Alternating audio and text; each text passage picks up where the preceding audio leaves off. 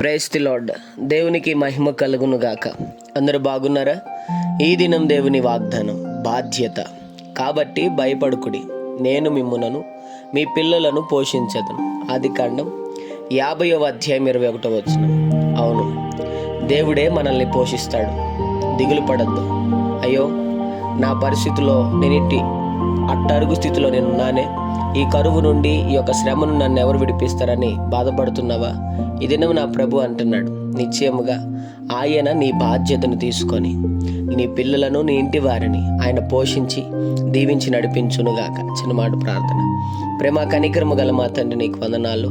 ఈ ఉదయకాల సమయంలో బిడ్డలను మీరు దీవించి బలపరిచి, వారు వెళ్తున్న ప్రయాణంలో, మార్గముల్లో, పనుల్లో, ప్రయత్నముల్లో ఇదిన మీరు వారికి తోడుగుండమని, నిశ్చయముగా మీరు వారిని దీవించి ఆశ్రయించి బలపరిచి కృపతో నింపమని యేసు నామములో అడుగుతున్నాం మా తండ్రి.